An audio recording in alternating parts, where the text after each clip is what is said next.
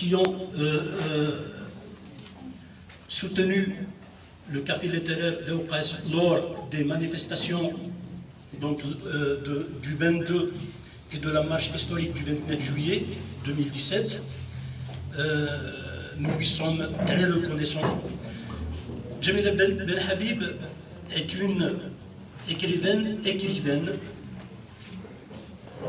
militante des droits de l'homme, militante des causes justes. Elle a écrit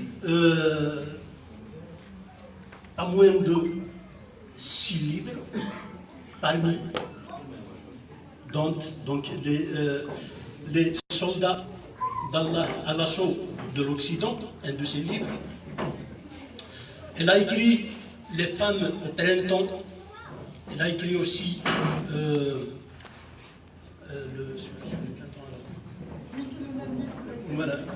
voilà, donc c'est le livre, donc les femmes au printemps.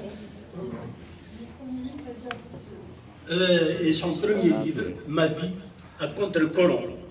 Coran, c'est C-O-R-A-N. C'est Ma vie à contre le Coran. Donc, sans plus tarder, je passe la parole à Abraham pour dire un mot.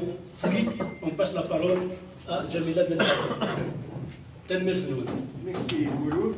Zulf Lawan, Assa, justement, mardi difficile pour vous, pour un certain nombre d'entre vous, de pouvoir quitter soit le travail, soit l'école.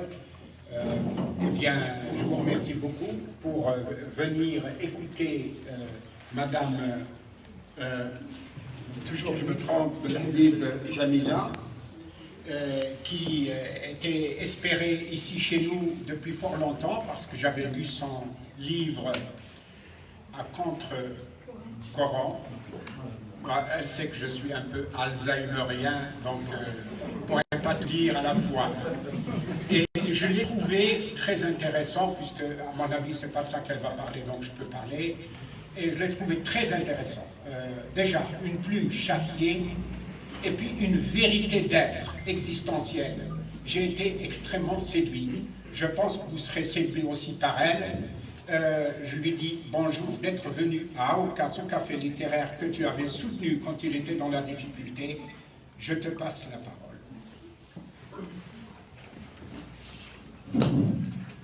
Merci infiniment d'être venu en si grand nombre pour cette rencontre et merci surtout pour votre amitié. Merci pour votre hospitalité, merci pour votre engagement qui est extrêmement important. Je pense que vous n'êtes pas sans savoir que maintenant le café littéraire de Aoukass est internationalement connu parce que vous avez subi l'oppression et vous y avez résisté. Et donc ça vous met de fait face à une solidarité qui s'est organisée autour de ce café littéraire au Québec comme ailleurs d'ailleurs, en Europe aussi, parce qu'on estime qu'à travers les idées, à travers les mots, à travers les rencontres, à travers l'échange, à travers le débat, on construit la démocratie. Et donc, il me paraissait naturel de répondre à cet appel de solidarité qui a été organisé au Québec grâce d'abord à des ambassadeurs de Aoukass, parce que vous avez beaucoup d'ambassadeurs à Aoukass, au Québec, je dois dire, qui viennent d'ici, de la région. Et donc, d'abord, c'est à eux qu'il faut rendre hommage, parce qu'ils ont vraiment relayé, ils ont diffusé, ils ont alerté l'opinion publique là-bas de vos difficultés, mais aussi de votre résistance. Donc, je suis évidemment immensément heureuse de cette rencontre, d'autant plus que le jour n'est pas vraiment approprié, ni l'heure. Donc je vous suis infiniment reconnaissante de vous être déplacée. Déplacée pour essayer de parler d'une thématique évidemment qui nous est chère, celle de l'engagement, celle de l'écriture. Pourquoi écrire? Voici une excellente question à laquelle je vais essayer de répondre, évidemment, en fonction de mon parcours. Moi, j'ai grandi en Algérie, dans une famille de militants, dans la région d'Oran. Et j'ai fréquenté l'école algérienne comme beaucoup d'entre vous, donc ça a été en réalité mon premier contact avec, disons, la réalité. Parce que quand on est enfant, évidemment, on est un petit peu protégé par son milieu, son petit cocon familial, et moi je l'étais.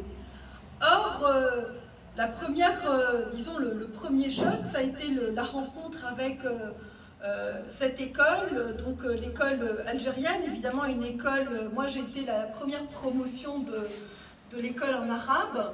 Avant moi, c'était l'école bilingue. Donc on était tenu par un certain formatage, évidemment, de cette école. Bon, il y avait une certaine ouverture, il y avait aussi un certain dévouement de nos enseignants. Je ne veux pas du tout dénigrer le travail de nos enseignants, mais disons qu'on était dans un système où l'école jouait un rôle, c'était celui de nous formater à une certaine façon de penser, donc une identité arabe, une identité islamique, un respect absolu aux dogmes religieux. Donc c'est ma première rencontre, si vous voulez, disons, avec un monde austère qui était celui de l'école. Et ensuite, la deuxième, je pense que ma deuxième rencontre, ça a été la rencontre avec la condition des femmes. J'ai compris très tôt, très jeune, que le destin des femmes était différent de celui des hommes dans notre pays. Et quand je dis femmes, ça comprend le destin des petites filles. Donc autant les petites filles étaient confinées dans des rôles précis, on était, enfin il y avait toujours un homme à servir, il y avait toujours un père, un oncle, un voisin, un cousin, quelqu'un qui était passage, il y avait toujours une table à débarrasser, un lit à faire, bon bref, cette vie, je pense que tout le monde la connaît. Et ça m'a interpellée, cette condition-là des femmes m'a beaucoup interpellée. Donc je l'ai regardée avec, disons, une certaine sensibilité, mais aussi d'une révolte. Et j'avais envie de grandir très vite pour essayer de changer les choses. D'autant plus que certaines femmes qui étaient autour de moi ne savaient ni lire ni écrire. Donc j'étais devenue aussi l'écrivain public, cette gamine qui écrivait y compris des petites lettres d'amourette d'adultes que je donnais évidemment aux uns et aux autres. Bon, alors ça m'a permis de, évidemment, déguiser ma plume s'agissant des feux de l'amour. Et ça a commencé très tôt. Donc voilà, disons, deux paramètres qui ont façonné ma personnalité. Donc une certaine révolte en raison de la condition des femmes, un manque d'ouverture dans cette école, mais aussi un contact avec la vie. Je veux dire, la vie à Oran, comme dans n'importe quelle ville méditerranéenne, appelle à l'amour, appelle à la sensualité, appelle à la légèreté dans l'habillement, appelle à plein de choses, appelle à plein de belles choses. Donc il y a un contraste dans nos sociétés. Autant la vie institutionnelle était terriblement triste, mais autant la vie réelle est faite de beaucoup de sensualité. Donc en réalité, on devient une société schizophrène. Schizophrène entre un système donc, qui nous formate à une forme de mélancolie, de grande tristesse, d'uniformité, mais un appel à la sensualité partout. Je veux dire, vous allez à la campagne, vous allez à la mer, vous rencontrez des amis. Et donc, voilà dans quel environnement j'ai évolué, avec évidemment une ouverture très importante au début, à la fin des années 80, donc au début des années 90, avec ce que nous avons, disons, appelé donc, la révolte des jeunes, octobre 88, moi j'étais encore au lycée, et l'ouverture démocratique. Cette ouverture démocratique, beaucoup l'attendaient, nous l'espérions, surtout beaucoup de militants, donc je veux dire, on pensait sincèrement qu'on allait disons, goûter au paradis. Parce que tout le monde sait que la démocratie, c'est le paradis, de toute façon. Et on a été extrêmement naïf en réalité. Parce que cette promesse de paradis s'est transformée en un terrible cauchemar. C'est-à-dire, nous pensions réellement que nous étions aux portes d'une expérience extraordinaire, et finalement, cette expérience a très vite échoué. Cette expérience s'est heurtée à la réalité, à notre réalité. Cette réalité, elle nous a démontré d'abord l'existence dans notre pays d'une force réactionnaire, c'est-à-dire l'islamisme, l'islam politique, qui était un parti, mais un parti avec des armées. Qui aurait pensé que dans cette Algérie des années 90, il y avait des armées islamistes capables de tuer, capables d'assassiner des femmes, capables d'assassiner des enfants, capables d'assassiner des poètes, des journalistes, une élite. Et donc notre pays a connu, disons, plusieurs années de terribles souffrances, de blessures, de résistance. Le peuple algérien a résisté, nous avons résisté à cette volonté de l'anéantir, le système politique qu'on nous promettait à l'époque. Le fils, rappelez-vous, il promettait de faire de l'Algérie une république islamiste. Plusieurs fois, il l'a dit, répété, que ceux qui ne se conforment pas au dogme du fils quittent. On nous promettait de nous mettre dans des bateaux et de nous envoyer ailleurs. Évidemment, le choc a été brutal, terrible. Ce réveil a été aussi d'une grande brutalité. Et on s'est réveillé un jour en se disant, mais finalement, qu'est-ce qu'on n'a pas vu? Qu'est-ce qu'on n'a pas vu? Comment cette violence a pu s'installer dans notre société? Est-ce que cette violence peut-être éclater aujourd'hui de cette façon-là? Nous n'étions pas, disons, une société particulièrement violente. Et pourtant, nous avons sombré dans une terrible violence. Qu'est-ce qui fait qu'une société peut sombrer dans la violence? Et donc, ça a été une question qui m'a interpellée, une question à laquelle j'ai réfléchi pendant de très nombreuses années. Et au milieu des années 90, donc en 94 pour être plus précise, j'ai quitté l'Algérie dans la jeune vingtaine et je me suis installée en France. Et cette France que je connaissais déjà, évidemment, parce que bon, j'y avais passé des vacances, j'y avais des attaches, j'y avais des amis, eh bien, ne ressemblait pas à la France des vacances. C'était la France, disons, de tous les jours que je découvrais.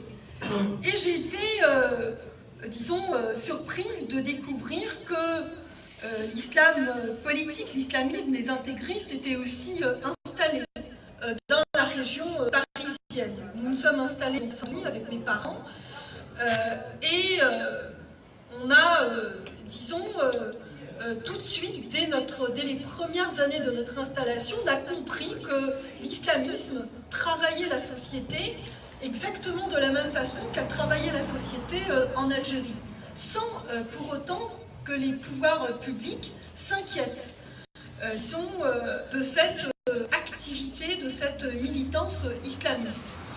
Plus encore, les chefs intégristes qui étaient recherchés en Algérie ont trouvé refuge en Europe. Ils ont été accueillis en Europe, ils ont, pour certains d'entre eux, obtenu le statut de réfugiés en Europe. Ce qui s'est constitué à ce moment-là, c'est-à-dire au début des années 90, c'était tout simplement une réorganisation des réseaux islamistes à l'échelle européenne avec des têtes algériennes, avec des chefs intégristes algériens qui ont investi l'ensemble de l'Europe. Donc il y avait évidemment la France, mais pas seulement, il y avait la Belgique, la Suisse, l'Italie, l'Espagne, il y avait l'Europe du Nord, la Suède, la Norvège, bref, il y avait quand même un investissement important, il y avait une volonté aussi d'investir donc l'Europe. Et ça s'est fait, disons, quelque part avec la complicité des États européens. En 1997, j'ai quitté la France pour le Québec, où je me suis installée. Et en 80, j'ai revendiqué le statut de réfugié politique, donc en 97, lorsque je me suis installée au Québec. Et j'ai commencé ma vie, enfin une vie tout à fait normale, c'est-à-dire je me suis inscrite à l'université, je me suis inscrite à l'INRS, Énergie et Matériaux, j'ai obtenu une bourse en raison de mon dossier académique. J'ai commencé à faire du théâtre, j'ai visité aussi le Québec, donc je découvrais un environnement nouveau, un pays nouveau donc qui s'offrait à moi. Et à ce moment-là, donc en 97, je ne pensais pas donc pouvoir, disons, poursuivre ma réflexion sur l'islamisme. Pour moi, l'islamisme était mort dès le moment où j'ai quitté la France. Donc pour moi, l'islamisme correspondait à une histoire ancienne, c'est-à-dire une histoire algérienne et une histoire européenne. Mais surtout pas, certainement pas, à une histoire, disons, nord-américaine. Et donc tout allait bien, tout allait merveilleusement bien, tout allait même trop bien dans ma nouvelle vie. J'ai rencontré mon amoureux, donc, qui est québécois, qui est journaliste. Bon, bref, est venu le 11 septembre de cette année 2001. Donc le 11 septembre, évidemment, que tout le monde connaît, donc Al-Qaïda, donc, qui frappe les États-Unis, avec 3000 morts. Et donc là, il y a eu un réveil, disons, important de la part des Américains, mais pas seulement, de la part du monde entier, vis-à-vis de cette question du terrorisme islamiste. Donc, pour une fois, disons, les victimes étaient de l'autre bord. Je veux dire, une masse critique de victimes. Bien entendu, le terrorisme islamiste avait frappé l'Europe, et notamment la France, mais pas avec une telle intensité. 3000 morts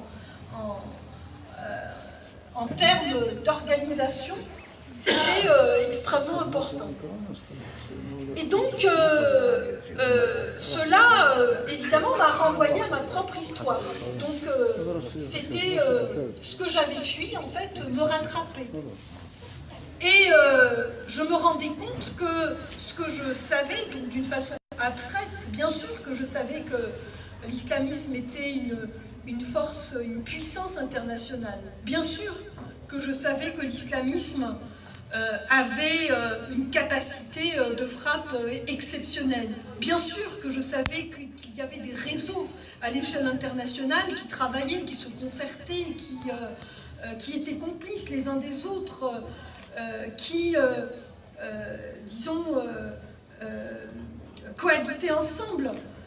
Mais là, je me rendais compte que ces réseaux-là avaient une résonance très importante dans le pays voisin dans lequel j'habitais.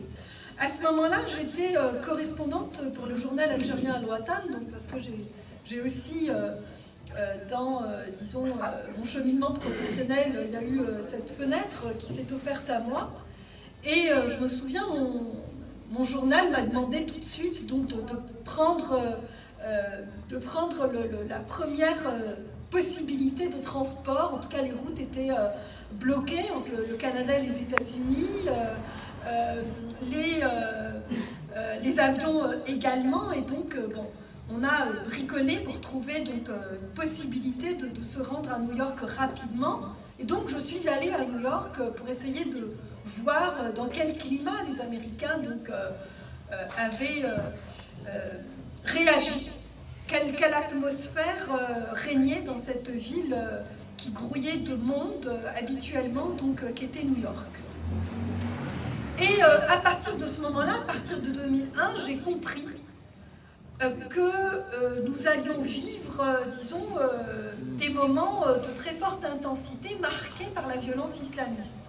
Donc j'ai compris que, du point de vue de l'actualité, du point de vue de notre intérêt général, l'islam politique allait prendre, disons, une importance colossale dans les débats, dans l'actualité, dans les préoccupations, ne serait-ce que d'ordre sécuritaire des États.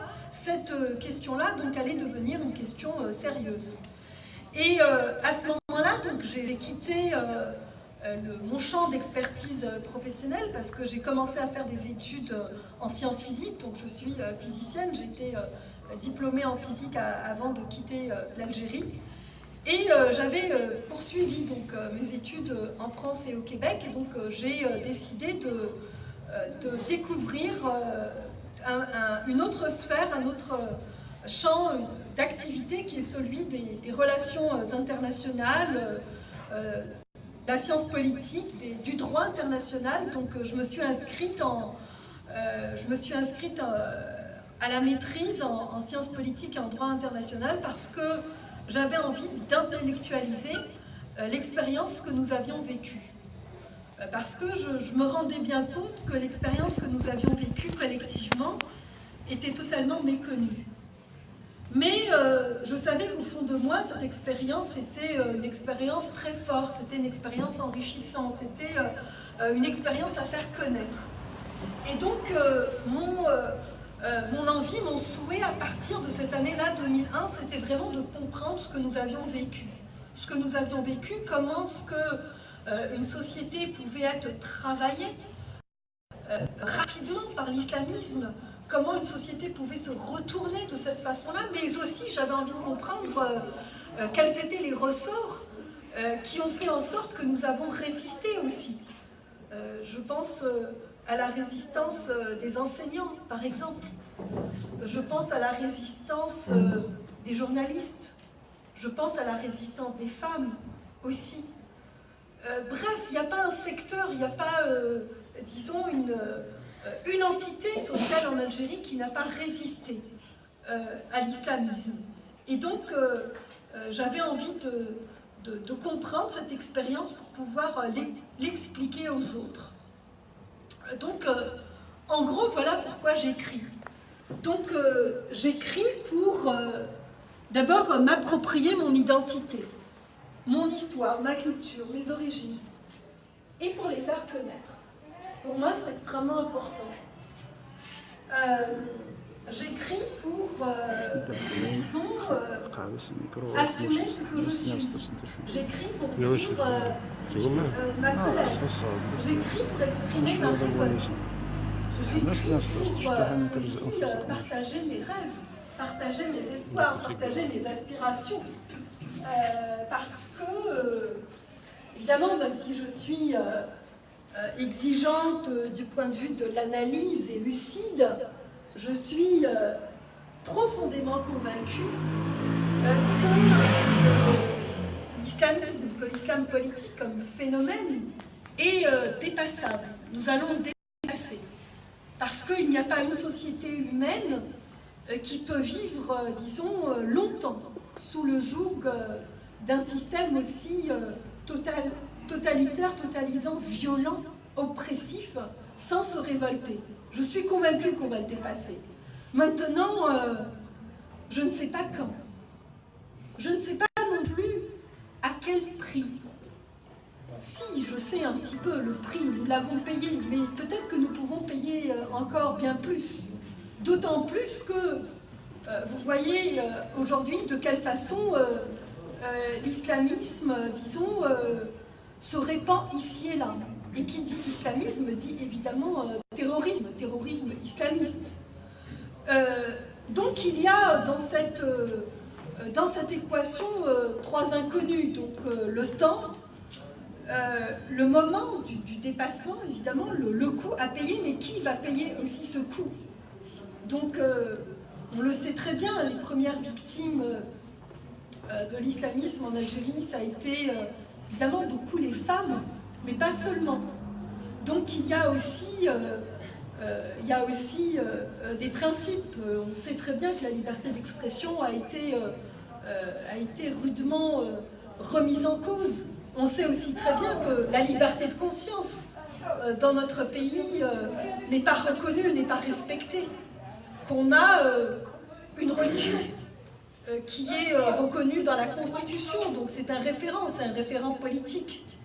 Et on nous dit, on nous impose de nous soumettre à ce référent-là, comme si la religion était une affaire collective, comme si on avait besoin d'une autorité pour nous dire quoi penser, pour nous dire qui croire, pour nous dire comment nous habiller, pour nous dire quoi manger, pour nous dire quand manger aussi. Et donc cette question de la liberté de conscience, cette question de la liberté d'expression, cette question de l'égalité entre les femmes et les hommes, ce sont des questions sociétales qui sont très sérieuses, auxquelles il va falloir aussi apporter des réponses. Les réponses, évidemment, sont simples d'un point de vue philosophique, d'un point de vue théorique. D'un point de vue théorique, faire de la religion une question privée me paraît essentiel. Alors c'est facile à dire, mais à, disons, appliquer, c'est un peu plus difficile. Mais pour autant, il faut d'abord en être convaincu. Voilà, si vous voulez, mes champs d'intérêt. En 2001, évidemment, il y a eu donc cette question du 11 septembre de l'année 2001. Donc, comme je vous l'ai raconté, je suis allée à New York. Et par la suite, j'ai entrepris un voyage dans une dizaine de pays du Moyen-Orient. Tout de suite après, donc j'étais d'abord à New York et 2 mois plus tard, donc j'entreprenais donc un voyage pour essayer aussi de comprendre de quelle façon les populations donc, au Moyen-Orient avaient ressenti le 11 septembre, de quelle façon ces populations réagissaient au 11 septembre. Et ça m'a permis aussi de découvrir des populations mises sous tutelle, sous la pression de pouvoirs autoritaires. Je me souviens, arrivée à Damas en 2002, où il y avait le printemps de Damas. Et le printemps de Damas, c'était tout simplement des démocrates, c'était tout simplement des amoureux de la liberté qui attendaient du pouvoir en place de l'époque, c'est-à-dire qui attendaient de Assad plus d'ouverture démocratique. Donc, il venait d'arriver au pouvoir, son père venait de mourir, et on attendait d'un jeune, disons, d'un jeune gouvernant un peu plus, disons, d'ouverture. Or, il n'en a rien été. On sait très bien, on connaît très bien la suite, la démocratie n'était pas au rendez-vous. Et plus encore, il y a eu des rendez-vous ratés. Donc, il y a eu les rendez-vous de la Tunisie. Donc, en 2011, il y a eu le rendez-vous raté aussi en Égypte. Rendez-vous raté avec la démocratie, j'entends. Ça ne veut pas dire qu'il n'y a pas eu des choses intéressantes. Oui, il y a eu des choses intéressantes, bien sûr. On s'est débarrassé de 2 dictateurs, donc on s'est débarrassé de Ben Ali et de Moubarak. Ce n'est pas rien dans la conjoncture. C'est très important que ces 2 tyrans soient tombés. Mais pour quelle perspective? Dès le moment de leur chute, ceux qui ont remporté les élections, ça a été les islamistes. C'est comme si nous étions, disons, victimes d'une fatalité, c'est-à-dire à chaque fois qu'il y a une volonté de changement, il y a malheureusement bien une organisation extrêmement importante qui travaille la société, qui est capable de rappeler la mise d'un point de vue politique. Alors, la question se pose, mais est-ce qu'on peut vivre, est-ce que nous aussi, qui habitons, disons, dans ces pays qui n'ont pas de tradition démocratique qui n'ont pas encore véritablement de tradition démocratique, est-ce qu'on peut la connaître? Et comment faire pour faire naître la démocratie dans nos pays? Eh bien, moi, ce que je propose, c'est évidemment le combat des idées. Il n'y a que de cette façon-là qu'on peut, disons, travailler notre société, à travers les idées. Donc, à travers l'éducation, à travers la culture, à travers la prise de conscience, à travers l'engagement, à travers le militantisme. Et je pense que vous le faites très bien. Vous donnez un espace aux échanges, vous participez à la circulation des idées, ce qui est très important. Parce qu'on sait très bien que les pouvoirs ont peur des idées. Les pouvoirs ont peur des mots, les pouvoirs ont peur de ces gens porteurs aussi d'engagement, d'idéaux et ainsi de suite. Et donc c'est pour ça qu'ils font tout pour empêcher ce genre de rencontres, pour empêcher qu'on puisse créer des synergies collectives pour essayer disons, d'offrir des perspectives nouvelles à nos populations. Donc voilà en gros l'introduction que je voulais partager avec vous. Ce n'est là évidemment qu'une petite introduction. J'essaierai de revenir tout à l'heure sur mon expérience ici et là, parce que bon, je suis certaine que vous avez des questions, mais pas seulement des questions, je suis certaine aussi que vous avez des commentaires. Moi, je ne suis pas venue seulement pour répondre à des questions. Je suis venue aussi pour écouter des commentaires. C'est ça aussi ce qui m'intéresse. Ce qui m'intéresse, c'est de savoir comment est-ce qu'on fait pour vivre dans un environnement qui nous est hostile et continuer de véhiculer des idées, continuer de croire en des principes très forts. Je vois qu'ici vous rendez hommage à la liberté d'expression, mais c'est fondamental. C'est fondamental. Après tous ces journalistes que nous avons perdus, après tous ces intellectuels qui ont été assassinés, c'est fondamental de faire connaître la mémoire de nos aînés, de ceux qui sont partis trop tôt, trop jeunes, et qui avaient tant de choses à nous dire, à nous offrir. Et je pense en particulier à un géant, au géant qui est Arjaout, mais pas seulement. Je pense qu'on ne finira jamais, qu'on n'a pas pris la mesure de ce qu'on a perdu. Parce que combien de temps nous faudra-t-il pour qu'il y ait un autre Arjaout? Combien de temps? Et c'est aussi tout ça qu'il faut transmettre. Il faut transmettre cette mémoire, il faut transmettre cet héritage, il faut transmettre ces idées, il faut, disons, faire connaître aux plus jeunes. Nous avons la responsabilité de faire connaître aux plus jeunes cette Algérie qu'ils n'ont pas, eux, connue et que nous avons eu la chance de connaître, moi un petit peu, et peut-être d'autres un peu plus que moi. Donc voilà, j'en ai fini de mon introduction.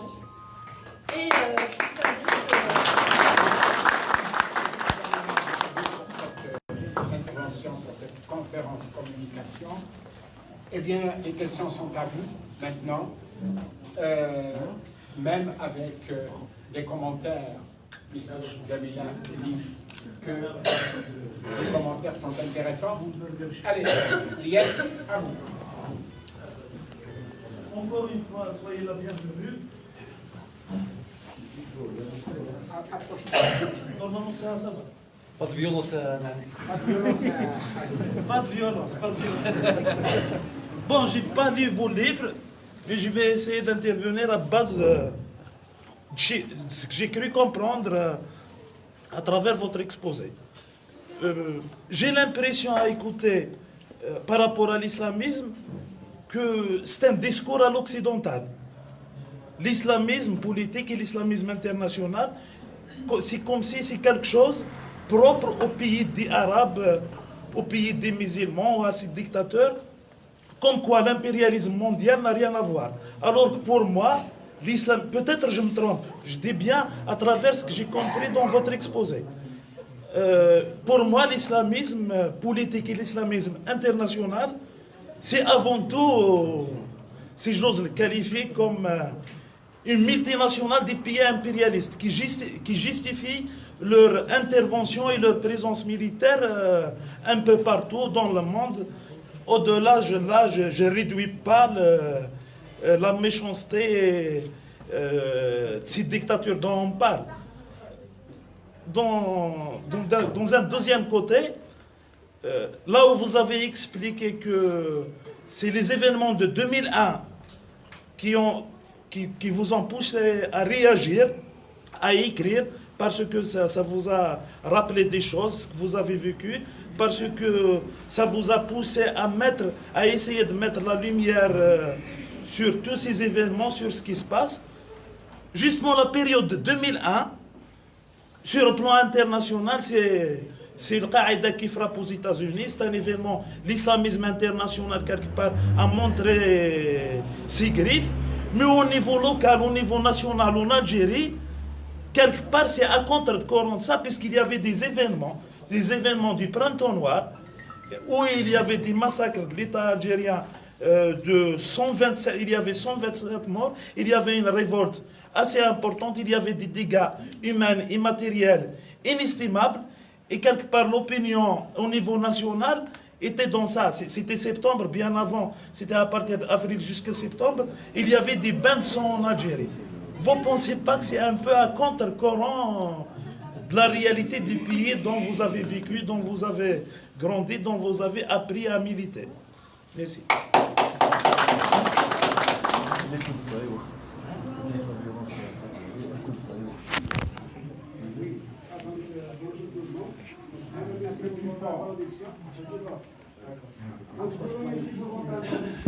Alors voilà, vous avez évoqué un aspect, donc la religion, et plus exactement l'islam. Théoriquement parlant, dans un cadre philosophique, je suis tout à fait d'accord de dire que la religion est l'opium du peuple, c'est-à-dire la drogue du peuple. Mais sinon, quand on parle de l'islamisme politique, c'est un autre débat, c'est beaucoup plus compliqué que ça. Parce que quand on parle de 2001, eh ben, la Libye donnée par les États-Unis, c'est qu'il y a des terroristes qui frappent un peu partout, donc on doit intervenir en Irak. C'était ça l'argument qu'ils donnaient. Quand Charlie Hebdo a été attaqué, la France a légitimé ses interventions au Moyen-Orient et en Afrique du Nord. Et rappelons que ces terroristes-là ont été financés par les États-Unis, la France, l'Angleterre dans les années 70 et 80 afin de créer l'anarchie dans les pays, disons, sous-développés, dans les pays là où en quoi il y a des dictatures, créer l'anarchie et de légitimer leur intervention. Voilà un petit peu, justement, la conception que l'impérialisme donne pour légitimer leur intervention dans le tiers-monde d'une manière générale. Et puis je donne un exemple. Si le Liban a été attaqué par Israël, et bien ceux qui ont mené la résistance en 2006, c'était le Hezbollah, c'est des islamistes, oui, mais qui voulaient protéger justement leur pays. Le Hezbollah, c'est des islamistes, mais c'était eux l'avant-garde de la résistance. Moi, j'aurais bien aimé, en tant que communiste, qu'il y ait des communistes en avant-garde. Mais tant que c'est le Hezbollah qui est là, qui résiste pour sauvegarder la souveraineté nationale, eh bien oui, je soutiens le Hezbollah quand le Liban est menacé par une intervention impérialiste. Je rappelle aussi que quand il y a eu en Tunisie, vous dites que c'est, si vous voulez, un processus révolutionnaire avorté. Mais plus ou moins, après 2011, donc ils ont fait les élections législatives, et il y avait un Arab qui avait gagné les élections législatives. Et les Tunisiens, quand ils se sont rendus compte que finalement, ces islamistes-là n'avaient rien d'anti-impérialiste, n'avaient rien comme organisation politique qui garantissait les intérêts des masses populaires, eh ben, ils sont allés vers le palais du gouvernement, ils l'ont occupé pendant une semaine pour demander la réorganisation des élections. Et ils disaient, le mot d'ordre qu'ils mettaient en avant, ni l'impérialisme, ni les islamistes. Pour dire que les islamistes et l'impérialisme, pour moi, justement, c'est deux choses tout d'abord différentes, mais il y a des fois des alliances. Quand on prend l'Arabie Saoudite, c'est c'est un royaume, mais c'est un régime fantoche de l'impérialisme américain. Pourtant, c'est des islamistes. Mais c'est les États-Unis qui les soutiennent. C'est le premier allié des États-Unis en Moyen-Orient. Quand on prend la question de la Palestine, oui, il y a des islamistes dedans qui résistent. Moi, je ne vais pas dire que le fait que tous les Palestiniens se reconnaissent, des fois dans des organisations politiques islamistes, on ne va pas soutenir parce que c'est des islamistes. Non, il y a des partis islamistes pro-impérialistes et il y a un autre islamisme qui est, si tu veux, une sorte d'islamisme qui résiste à toute offensive impérialiste. Et je me tais sur ça. Juste un autre aspect, quand on parle de démocratie, je finis sur ça.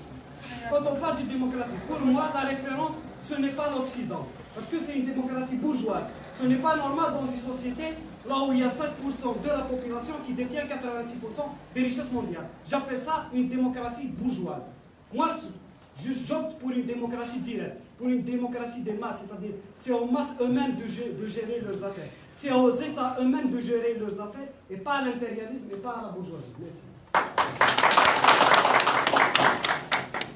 Une autre question.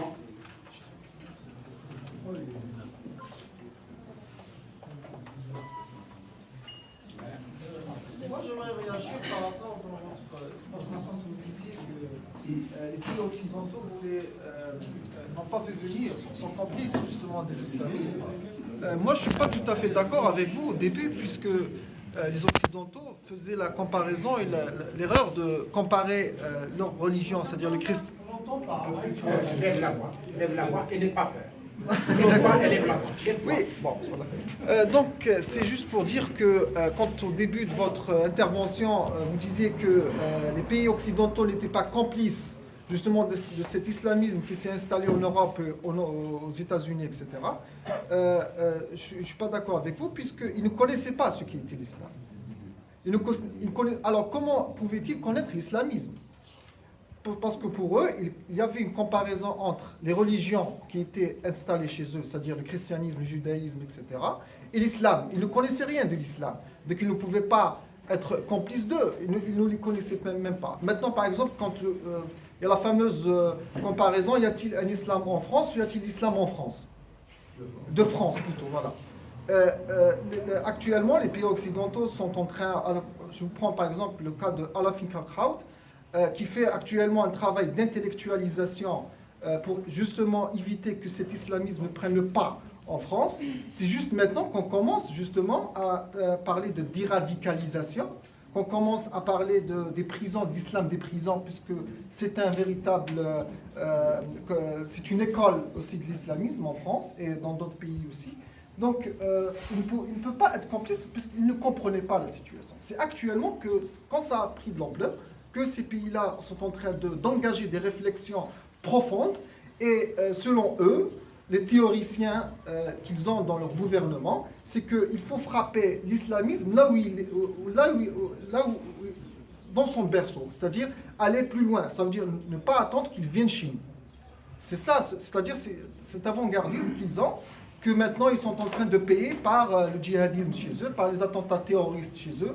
C'est-à-dire que c'est un tout, mais à vous de nous expliquer un petit peu ça.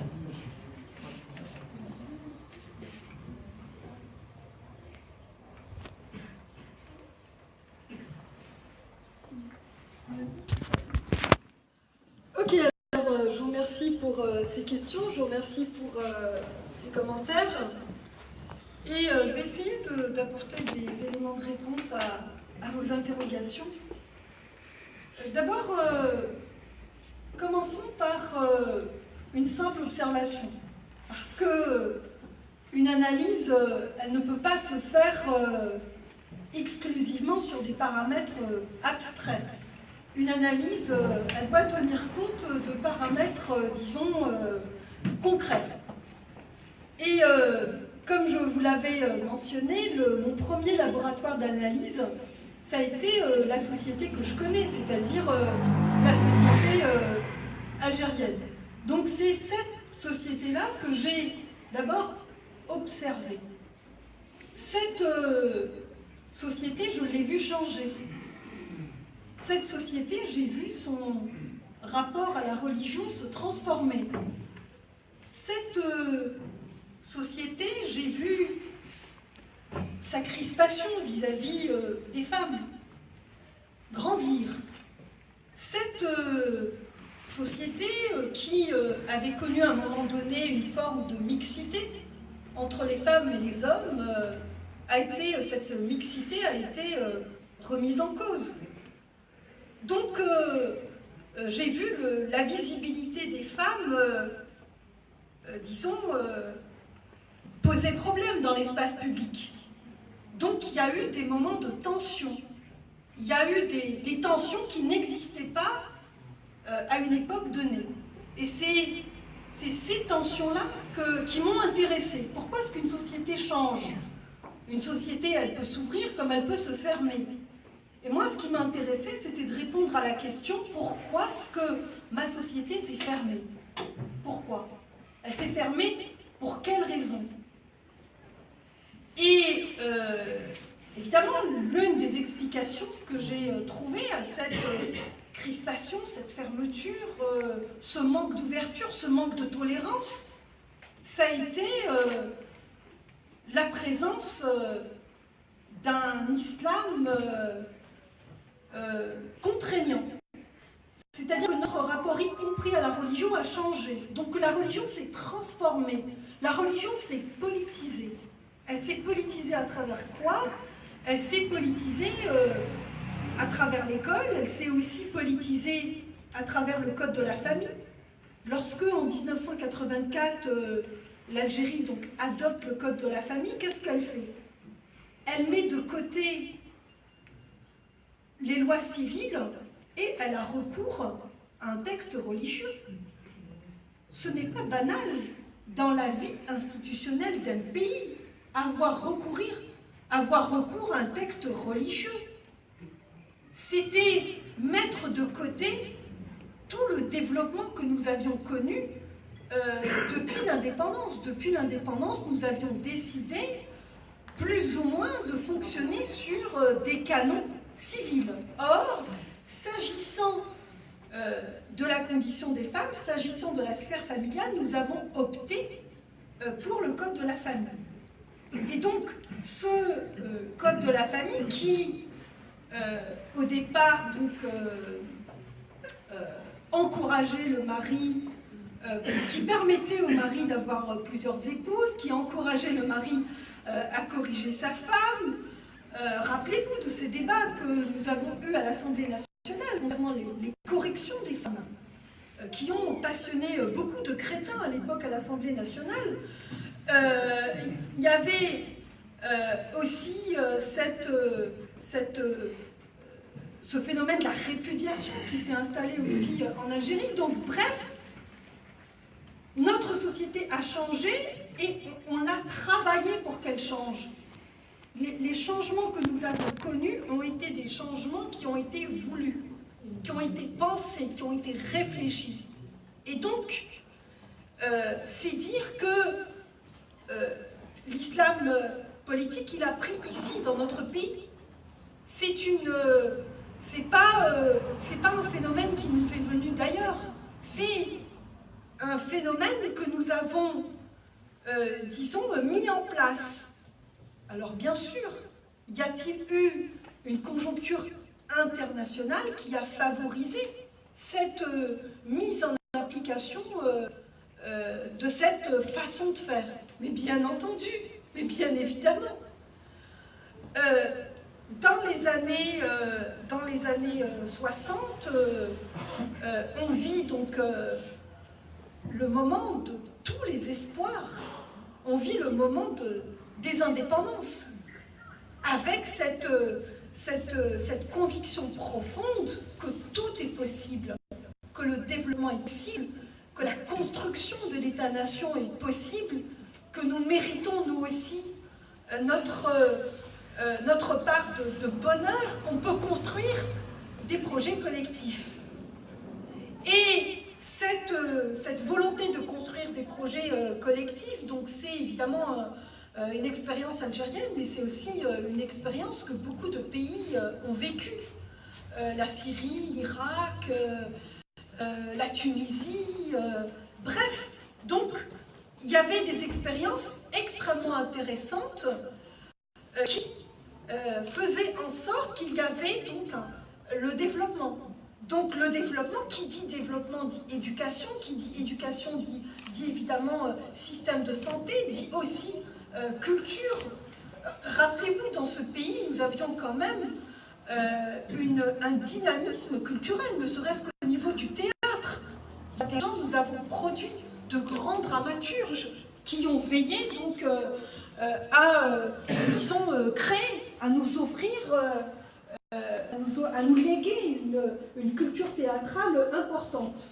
Donc, il y avait donc cette expérience de construction, mais parallèlement à cela, il y avait aussi un pays comme l'Arabie Saoudite, avec évidemment beaucoup d'argent, qui, lui, donc déployait ses forces en raison aussi d'une proximité politique avec les États-Unis pour essayer de neutraliser ces expériences de développement. Ces expériences de développement, on a tout de suite voulu avorter ces expériences de développement. Grâce à qui? Grâce au pétrodollar de l'Arabie Saoudite. Le seul modèle qu'il fallait donc suivre, c'était le modèle saoudien. Mais à l'époque, dans les années 60-70, l'Arabie Saoudite était encore un pays marginal. Et petit à petit, l'Arabie Saoudite a gagné de l'espace sur la scène internationale.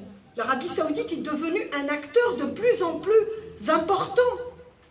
Et la référence est devenue l'Arabie Saoudite. Dans les années 90, la référence devient l'Arabie Saoudite. Et au même moment, les expériences nationales sont totalement remises en cause. Donc on assiste à un essoufflement, à un échec des expériences nationales. L'expérience de l'État-nation est arrivée, donc, disons, à son souffle. Donc les systèmes tels que nous les avons connus, eh bien, se sont essoufflés.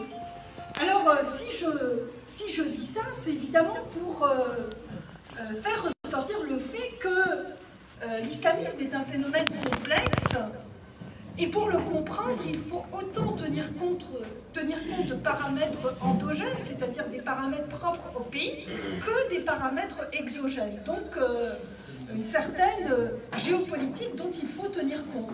Mais, pour autant, je veux dire, même si l'on sait évidemment, même si l'on connaît la proximité entre l'Arabie Saoudite et les États-Unis, même si on peut évoquer la complicité des États occidentaux, est-ce, disons, pertinent, est-ce juste de faire porter la responsabilité de la création de l'islam politique, de la progression de l'islam politique, exclusivement, comme il a été évoqué, à l'impérialisme américain? Non mais laissez-moi rire. Non mais j'ai envie vraiment de rire. Je veux dire, vous pensez sincèrement que si l'impérialisme américain n'existait pas, l'islamisme politique n'existerait pas? Vous pensez sincèrement que c'est l'impérialisme américain qui a donné naissance à la pensée islamiste? Mais voyons, la pensée islamiste précède l'impérialisme américain, ne serait-ce que d'un point de vue historique. Donc, faire le raccourci suivant et de dire que l'impérialisme américain est responsable de tous nos malheurs, des petits bobos à tous nos cancers, c'est facile. Bien sûr, il y a des gens qui vont vous dire ça, qui vont vous raconter cette fable, disons, de l'impérialisme qui nous veut du mal tout le temps, et de la main de l'étranger, qui est, disons, responsable de tout. Mais, sincèrement, je ne pense pas que c'est nous rendre service. Je pense que chaque individu, je pense que chaque peuple est aussi responsable de son destin. Et c'est cela la vérité difficile, la vérité aussi amère qu'il faut dire.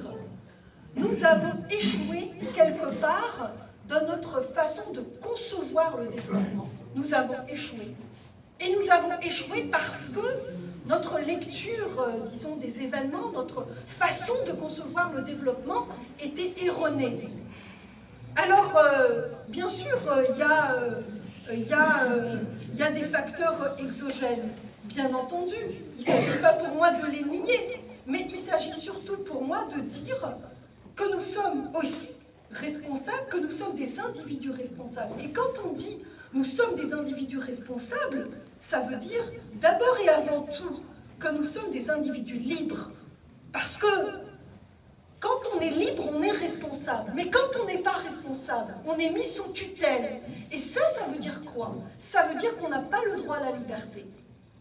Donc ça veut dire que finalement, quand vous échouez, c'est en raison des autres. Non, je pense que si l'on a échoué, je pense que si l'islamisme politique a travaillé notre société, je pense que si aujourd'hui notre société est moins réceptive, disons, aux idées de progrès, c'est parce qu'il y a eu quelque part un travail important, un travail donc très important qui a été fait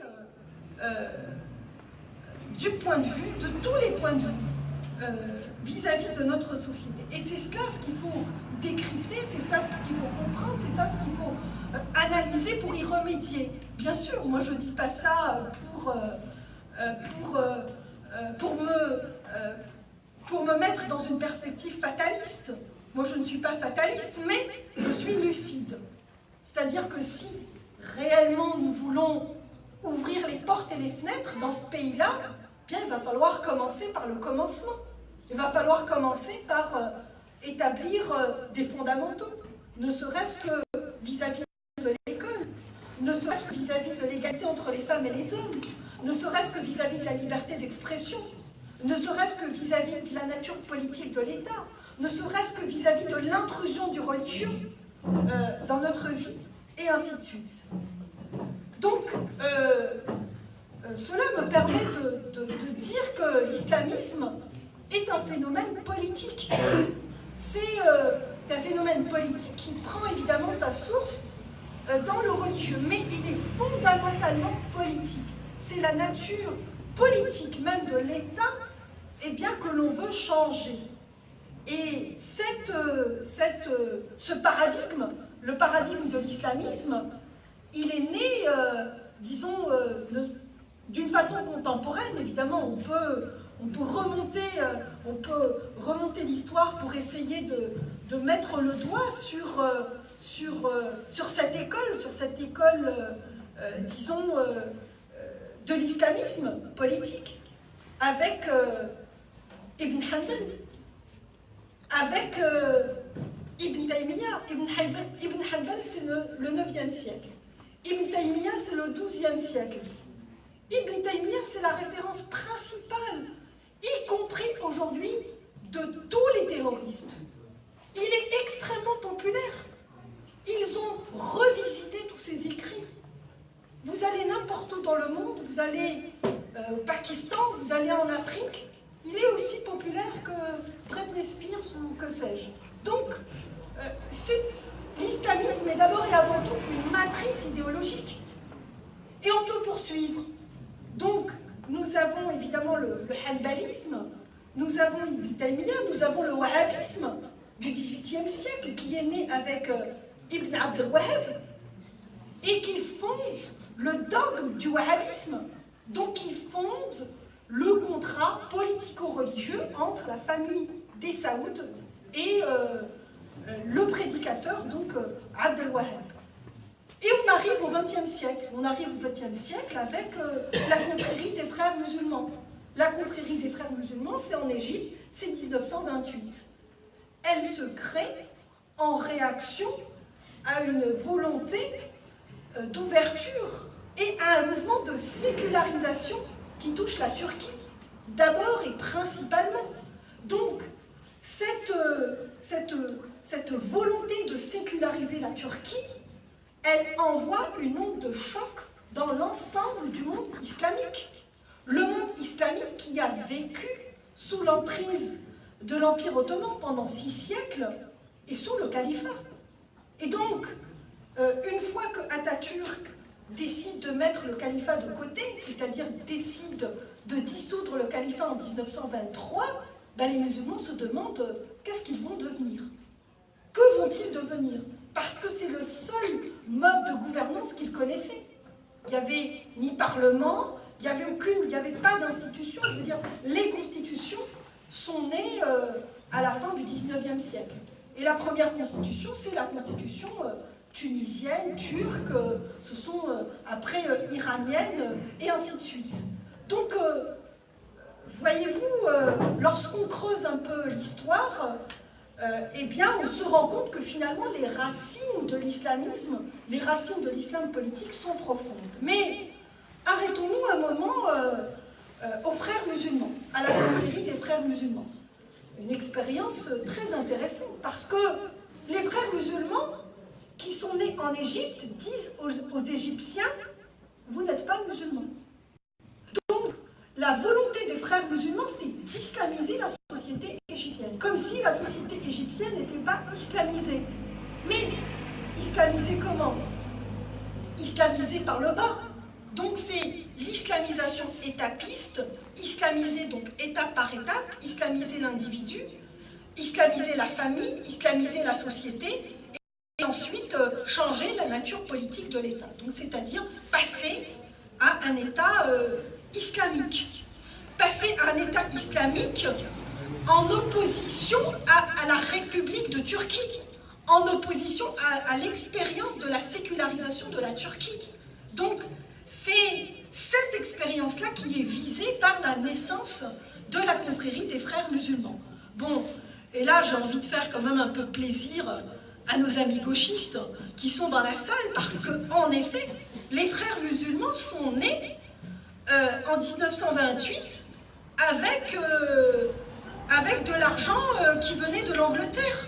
Mais bien sûr, parce que l'Angleterre voulait tout simplement jouer la carte islamiste pour neutraliser les nationalistes, qui étaient un petit peu turbulents. Les nationalistes, mais qui étaient à l'époque laïcs. Saad Zarnoul, qui était le nationaliste le plus en vue de l'expérience égyptienne, était un laïc. Donc son référent n'était pas le religieux, son référent était l'État-nation. Et donc, voici, si vous voulez, d'une façon, disons, très brève, l'historique de l'islam politique, pour dire tout simplement que nous sommes face à un phénomène d'une grande complexité. Et il ne faut surtout pas traiter cette question-là d'une façon simpliste. Non. C'est complexe, il faut s'arrêter, il faut prendre le temps, il faut réfléchir, et c'est pas avec des slogans qu'on va s'en sortir. C'est avec une analyse rigoureuse que nous allons nous en sortir. Et si l'on pose une analyse rigoureuse avec un diagnostic rigoureux, à ce moment-là, l'action qui va suivre peut porter, on pourra s'en sortir. Mais si l'on se trompe sur le diagnostic, eh ben,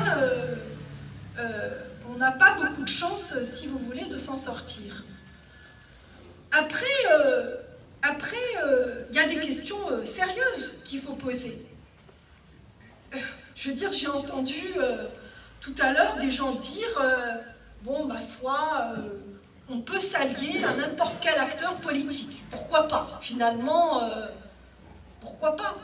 On peut faire une alliance avec le Hezbollah. Pourquoi pas? Il y a bien des gens dans ce pays qui ont dit qu'on pouvait aussi faire des alliances avec des islamistes, y compris avec Ali Belhaj, y compris avec Abbasi Madani. Nous avions des partis politiques qui ont proposé cette alliance-là. Oui, pourquoi pas? D'un point de vue théorique, dans l'abstrait, on peut émettre toutes les hypothèses. Toutes les hypothèses sont permises. Mais, vous savez, certes, j'aime bien jongler avec les idées, mais il y a toujours un retour à la réalité. je n'ai jamais vu un islamiste devenir un démocrate. Jamais. Par contre, j'ai souvent vu des démocrates se faire avaler par des islamistes.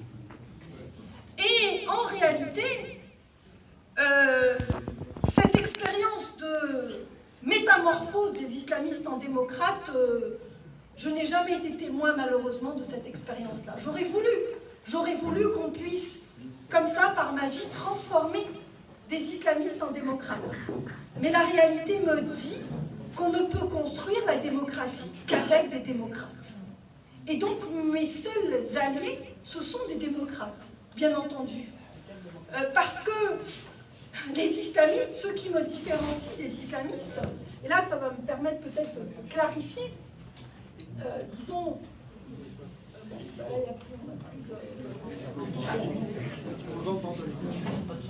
C'est peut-être l'électricité qui est partie.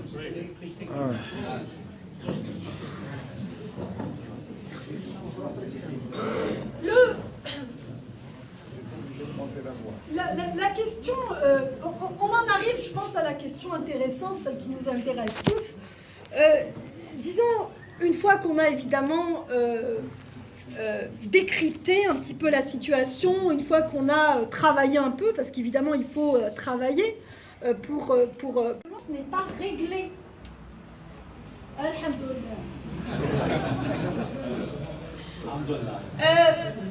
Donc la question de la violence, elle n'est pas réglée. Quand vous posez la question à un islamiste, vous lui dites peut-on utiliser la violence à des fins politiques? On aurait souhaité, on aurait voulu évidemment que la réponse soit claire, sans ambiguïté, et qu'ils nous disent non, on ne peut pas utiliser la violence. Et alors on se rend compte que la réponse, elle est laborieuse. Et dès lors que la réponse devient laborieuse, évidemment, il y a problème. Parce que comment voulez-vous faire confiance à un acteur politique qui peut se retourner contre vous?